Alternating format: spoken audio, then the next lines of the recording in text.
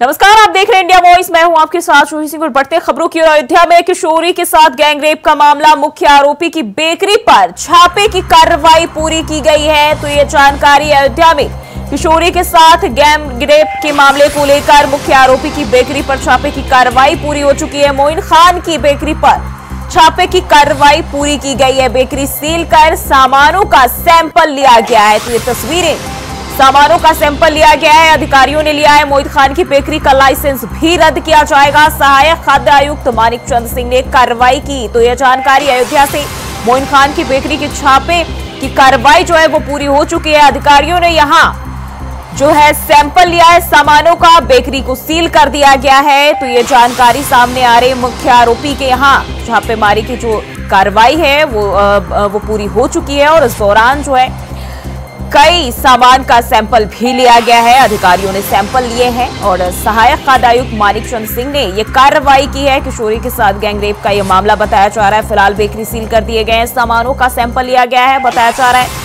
मोइन खान की बेकरी का लाइसेंस भी रद्द किया जाएगा। तो यह जानकारी अयोध्या से किशोरी के साथ गैंगरेप मामले में यह कार्रवाई।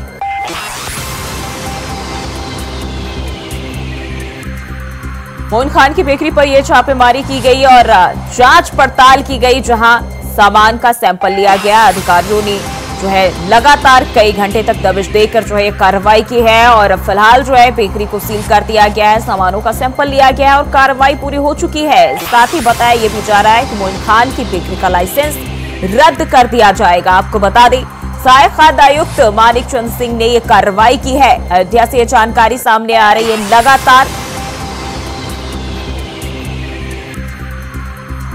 कई घंटों तक जो है ये कार्रवाई की गई और अब ये पूरी हो चुकी है।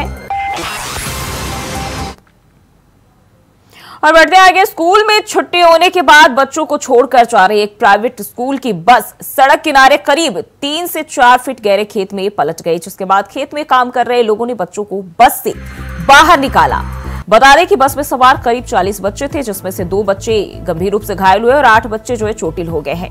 घायल बच्चों को निजी अस्पताल में भर्ती कराया गया। वहीं मौके पर पहुंची पुलिस ने ड्राइवर को हिरासत में लिया है। घाटमपुर कोतवाली क्षेत्र का ये मामला बताया जा रहा है, कानपुर से। और ये तस्वीरें आप देख सकते हैं, बस जो है पलट गई है और इसमें बताया जा रहा है 40 बच्चे सवार थे, जिसमें 2 बच्चों की हालत जो है गंभीर बताई जा रही है। घाटमपुर क्षेत्र के महात्मा गांधी इंटर कॉलेज की बस ये बताई जा रही है, जहां बस में 40 बच्चे सवार थे और बस पलटने से 2 बच्चे गंभीर रूप से घायल हुए। वहीं 8 बच्चे जो है चोटिल हुए।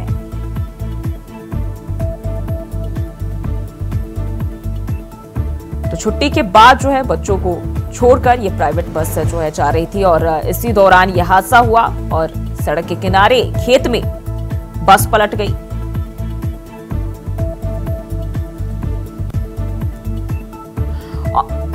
और इसी खबर पर ज्यादा जानकारी के साथ मोहम्मद असलम कानपुर से हमारे सहयोगी हमारे साथ जुड़ गए। असलम, क्या है ये पूरा मामला, कब की है घटना? देखिए, पूरा जो मामला है वो घाटमपुर थाना क्षेत्र के इलाके का है और ये जो बस थी वो महात्मा गांधी एजुकेशन सेंटर ग्रामीण इलाके की बस थी। और इसमें जो बस है उसमें लगभग 40 बच्चे सवार थे और अचानक से जो बस रोड पे चल रही थी वो अचानक से जो है रोड किनारे जो खेत है उसमें चली जाती है और बस पलट जाती है। इस पूरे मामले के बाद जो वहां पर खेतों में मजदूर काम कर रहे होते हैं और जो आसपास के लोग होते हैं तो तत्काल प्रभाव से वहां मौके पर पहुंचते हैं और जितने ही बच्चे वहां पर होते हैं सबको सुरक्षित बाहर निकाला जाता है। हालांकि इसमें एक बच्चे ऐसे थे जो चुटेल हुए थे। बताया जा रहा है एक बच्चा है जो वो काफी घायल हो गया, जिसको कि हॉस्पिटल में एडमिट कराया गया है। बाकी जो बच्चे हैं उनको प्राथमिक उपचार के बाद जो है घर भेज दिया गया है। अब इस पूरे मामले की बात करें तो मौके से ड्राइवर फरार हो गया था और जो गाड़ी है उसको पुलिस ने अपनी अभिरक्षा में ले लिया है और गाड़ी के जो कागज है, फिटनेस है, वो तमाम जो कागज जिसके बाद गाड़ी को रोड पे चलती है किए जा रहे हैं। कुछ कई बार ऐसे मामले सामने आए हैं जो बिना फिटनेस की गाड़ियां सड़कों पर जगह दौड़ रही हैं और स्कूल वाले उनको दौड़वा रहे हैं, चलवा रहे हैं। तो ऐसे में कई बार सवाल निशान भी उठता है कि आखिर कैसे बिना फिटनेस से गाड़ियां चल रही हैं, या फिर ड्राइवर की भी जांच की जाएगी कि कहीं ड्राइवर नशे में तो नहीं था। तो तमाम पहलुओं पर पुलिस जांच करेगी, उसके बाद कुछ चीजें सामने आ पाएंगी। तो क्या लगता है पुलिस का क्या कहना है, कब तक जो ड्राइवर है उससे पूछताछ की जा सकती है, कब तक उसको हिरासत में लिया जा सकता है? देखिए, अगर अभी की बात करें तो जो चीजें सामने आई है उसमें बताया गया है तो अरेस्ट भी कर लिया गया है और उससे की जा रही है, और जो बस है उसके जो कागज हैं उनको भी पुलिस ने कर लिया है, और कुछ अगर खामियां होती हैं उसमें पाई जाती हैं तो उस पर भी कार्रवाई की जाएगी, और इसके अलावा बस जो चालक था उस पर भी मुकदमा लिखा जाएगा। फिलहाल की बात करें तो बच्चे सारे सुरक्षित है, और अभी एक बच्चा जो घायल है उसको एडमिट कराया गया है, बाकी सब अपने घरों को जा चुके हैं। जी असलम, बहुत बहुत शुक्रिया जानकारी साझा करने के लिए। और वहीं प्रधानमंत्री नरेंद्र मोदी ने शनिवार को दिल्ली में कृषि अर्थशास्त्रियों के 32वें अंतर्राष्ट्रीय सम्मेलन यानी ICAE का उद्घाटन किया। इस दौरान उन्होंने कहा कि मुझे खुशी है कि 65 साल के बाद ICAE की ये कॉन्फ्रेंस भारत में आयोजित हो रही है। 2000 वर्ष पहले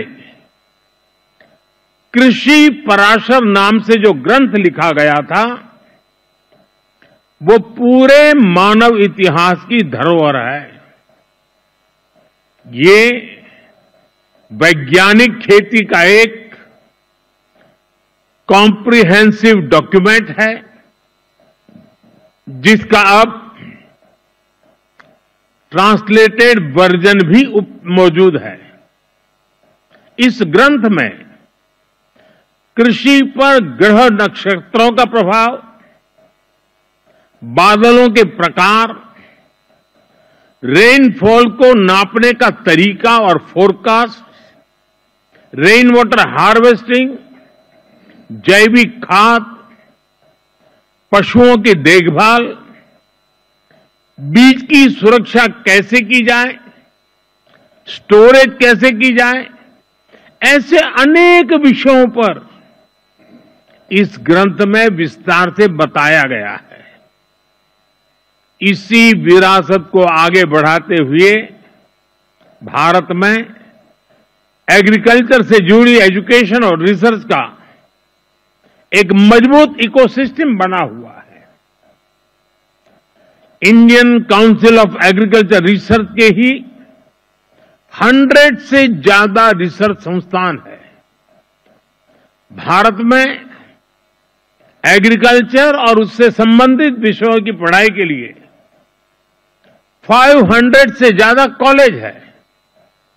भारत में 700 से ज्यादा कृषि विज्ञान केंद्र है जो किसानों तक नई टेक्नोलॉजी पहुंचाने में मदद करते हैं।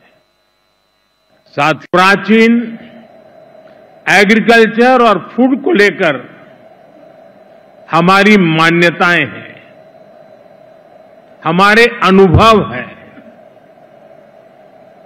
और भारतीय कृषि परंपरा में साइंस को, लॉजिक को प्राथमिकता दी गई है। आज फूड और न्यूट्रिशन को लेकर इतनी चिंता दुनिया में हो रही है, लेकिन हजारों साल पहले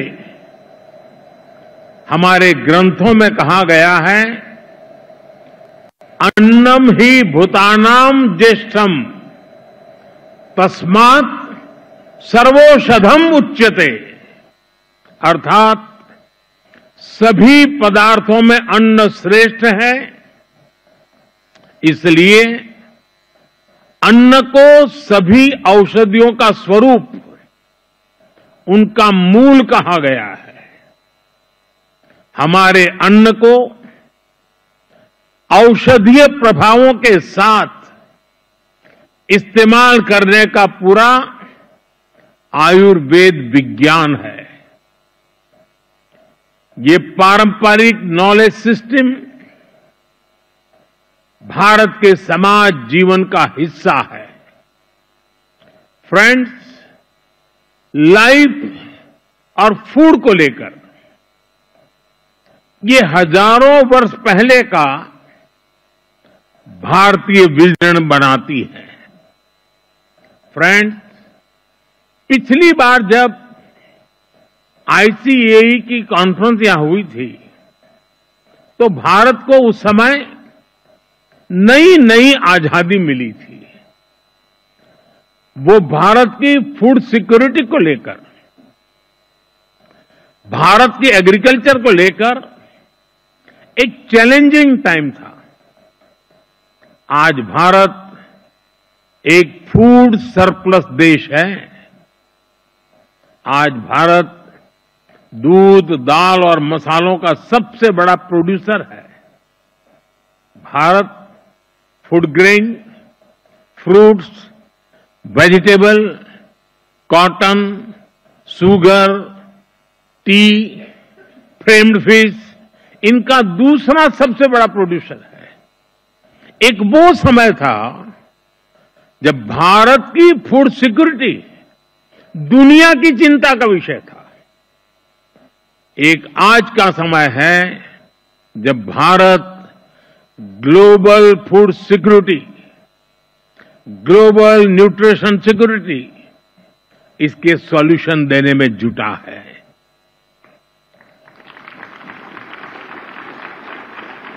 इसलिए फूड सिस्टम ट्रांसफॉर्मेशन जैसे विषय को डिस्कस करने के लिए भारत के अनुभव बहुमूल्य है। और प्रधानमंत्री मोदी कृषि अर्थशास्त्रियों के 32वें अंतर्राष्ट्रीय सम्मेलन के उद्घाटन कार्यक्रम में पहुंचे और उस दौरान केंद्रीय कृषि मंत्री शिवराज सिंह चौहान भी उनके साथ मौजूद रहे। साथ ही उन्होंने सम्मेलन को संबोधित किया और कहा कि प्रधानमंत्री मोदी के नेतृत्व में भारत की कृषि विकास दर दुनिया में सबसे ज्यादा बनी हुई है। भारत अब प्राकृतिक खेती पर बल दे रहा है। श्रीमान नरेंद्र मोदी जी के नेतृत्व में आज भारत की कृषि विकास दर लगातार दुनिया में सबसे ज्यादा बनी हुई है। हमने जो प्रधानमंत्री जी के नेतृत्व में प्रयत्न किए हैं, उत्पादन बढ़े, लेकिन साथ में भारत की चिंता भी रही है कि वो उत्पादन सुरक्षित उत्पादन हो, मानव शरीर के लिए भी और धरती के स्वास्थ्य के लिए भी, मिट्टी के स्वास्थ्य के लिए भी। हमारे प्रधानमंत्री जी की भी चिंताएं हैं। केमिकल फर्टिलाइजर के अधिक उपयोग के कारण जो उत्पादित अन्न हो, फल और सब्जियां हो, उसके विपरीत प्रभाव मानव शरीर पर पड़ रहे हैं और लगातार सॉइल हेल्थ खराब हो रही है। इसलिए भारत अब प्राकृतिक खेती पर बल दे रहा है। हमारे सामने अनेकों चिंताएं हैं, मैं विस्तार में नहीं जाऊंगा। पूरी तरह से भूख और कुपोषण समाप्त करना है, क्लाइमेट चेंज के खतरों से निपटना है, बढ़ते हुए तापमान के कारण घटता हुआ उत्पादन गंभीर चिंता का विषय बना हुआ है। आने वाले पीढ़ियों की भविष्य की भी हमको चिंता करना है। और आप सब जिस क्षेत्र के अधिकारी विद्वान हैं, इस मंच पर विचार विमर्श के माध्यम से जो आज हमारे सामने समस्याएं हैं, उनके समाधान में जुटेंगे। और मुझे पूरा विश्वास है आपके लगातार चिंतन से, मंथन से जो निष्कर्ष निकलेंगे, वो हमारी सतत खाद्य प्रणाली के लिए और कृषि के लिए बहुत उपयोगी साबित होंगे। भारत की परंपरा है वसुधैव कुटुंबकम। कौशाम्बी में अदालत ने दुष्कर्म के अभियुक्त को 20 साल की कैद की सजा और 25,000 रुपए का अर्थदंड यानी कि जुर्माना लगाया है। पॉक्सो एक्ट के तहत अदालत ने फैसला सुनाया है। जिला शासकीय अधिवक्ता पंकज कुमार मिश्रा ने बताया कि जिला अदालत के विशेष न्यायाधीश ब्रजेश कुमार यादव ने सुनवाई पूरी करने के बाद आरोपी मनोज कुमार पटेल को दोषी करार देते हुए उसे 20 वर्ष सश्रम कारावास की सजा सुनाई और उस पर 25,000 रुपए का जुर्माना भी लगाया। श्री मिश्रा ने बताया कि वादी ने 13 अगस्त 2022 को थाना मंझनपुर में सूचना दी कि मनोज कुमार पटेल उसके 16 साल की बेटी को बहला फुसला कर ले गया और उसके साथ दुष्कर्म किया। आपको बता दें 13 अगस्त 2022 को मंझनपुर थाने में मुकदमा दर्ज हुआ था।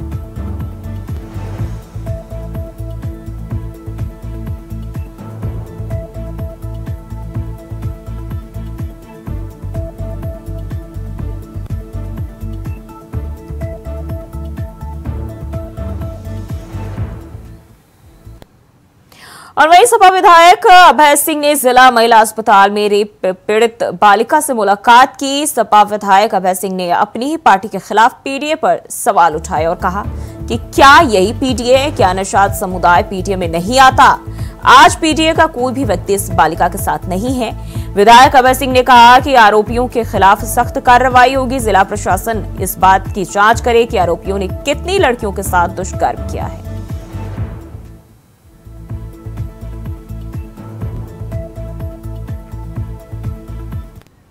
वहाँ वार्ता हुई, 12 साल 14 साल की माइनर गर्ल है और जिस तरीके से हैवानों ने हैवानियत की है, दरिंदगी की है, इसके खिलाफ सख्त कार्रवाई हो रही है।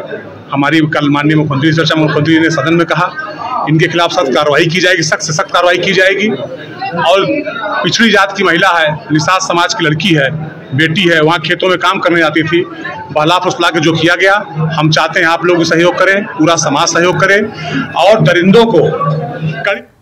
और बढ़ते आगे, वृंदावन कोतवाली के अंतर्गत बेखौफ दबंगों ने अलग अलग स्थानों पर लाठी डंडों लात घूंसों से बेरहमी के साथ श्रद्धालुओं के साथ मारपीट की और धार्मिक नगरी में हुई मारपीट की इस घटना से श्रद्धालु आहत है। पहले मारपीट की घटना छठीकरा मार्ग स्थित मल्टी लेवल पार्किंग पर हुई, जहां गाड़ी पार्क करने आए फरीदाबाद निवासी संजय अग्रवाल और परिवार के साथ दबंगों ने मारपीट की। वहीं दूसरी घटना श्री बांके बिहारी मंदिर चौकी के पास की बताई जा रही है, जहां संजय गेस्ट हाउस में अयोध्या के श्रद्धालुओं के साथ पैसे के लेन देन को लेकर विवाद हुआ और मारपीट में तब्दील हो गया। जयचंद्र अग्रवाल उनके बेटे पत्नी को गंभीर चोटें आई हैं। वहीं पुलिस ने मामला दर्ज कर लिया और घायल श्रद्धालुओं का चिकित्सीय परीक्षण कराकर दोनों मामलों की जांच शुरू कर दी है।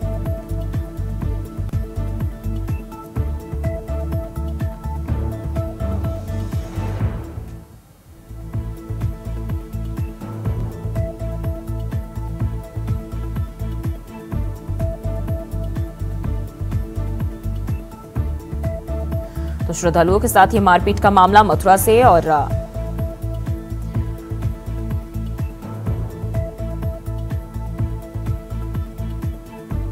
बेखौफ दबंगों का श्रद्धालुओं के साथ मारपीट का ये मामला सामने आया। 2 अलग अलग जगहों पर मारपीट की गई है। पुलिस फिलहाल मामले की जांच पड़ताल में जुटी हुई है।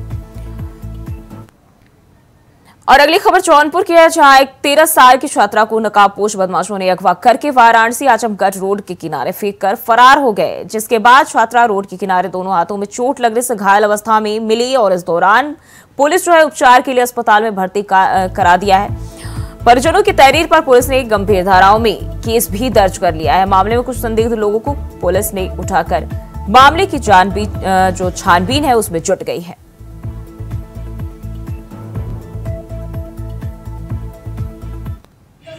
थाने पर आकर सूचना दी कि उसकी पुत्री जो कक्षा 6 की छात्रा है, स्कूल जाते समय एक बोलेरो कार से 4 व्यक्तियों के द्वारा अगवा कर उसे बनारस की सीमा पर छोड़ दिया गया। उसके साथ मारपीट की गई, जिसके संबंध में अभियोग पंजीकृत कर विधिक कार्रवाई की जा रही है। इसके साथ पूछताछ करने पर उसके द्वारा बलात्कार किए जाने की बात नहीं बताई गई। मजरूबा को मेडिकल परीक्षण हेतु चिकित्सालय भेजा गया है। पूछताछ के दौरान जो संदिग्ध व्यक्ति बताए गए, उनकी गिरफ्तारी हेतु 4 टीमें गठित की गई हैं। तो छात्रा ने जो है इस पर मामले में लेकर जो है गंभीर धाराओं में अब केस दर्ज कर लिया गया है और बदमाशों के हौसले बुलंद है।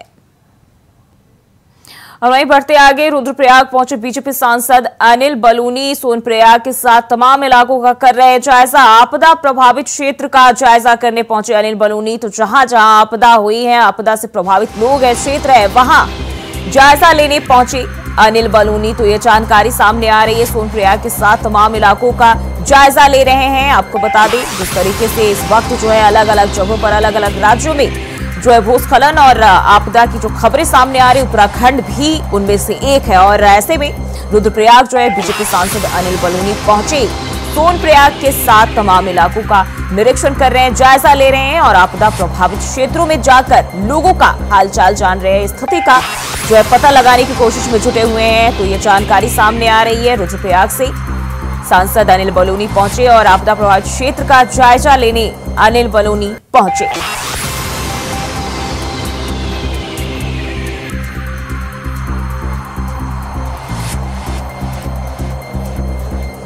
सोनप्रयाग के साथ साथ तमाम इलाकों का जो है जायजा ले रहे हैं, निरीक्षण कर रहे हैं। और बीजेपी सांसद अनिल बलूनी इन दिनों बात करें तो जिस तरीके से उत्तराखंड में आपदा की स्थिति बनी हुई है, अलग अलग जगहों पर जो घटनाएं वो देखी जा रही है, कहीं भूस्खलन, कहीं बादल फटने के साथ साथ लैंडस्लाइड जैसी कई आपदाएं जो है देखी जा रही है और लोग जो है बड़ी मात्रा में इसमें प्रभावित भी हो रहे हैं। लगातार जो लोगों की मौत के आंकड़े वो भी बढ़ते जा रहे हैं और ऐसे में बीजेपी सांसद अनिल बलूनी रुद्रप्रयाग पहुंचे और सोनप्रयाग के साथ साथ अन्य इलाकों का भी निरीक्षण कर रहे हैं, जायजा ले रहे हैं।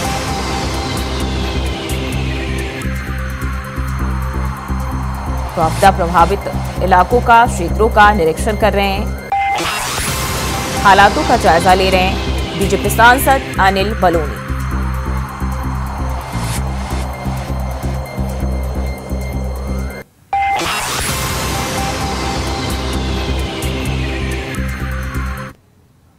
और फिलहाल के इस बुलेटिन में बस इतना है। खबरों के लिए बने रहे इंडिया वॉइस के साथ।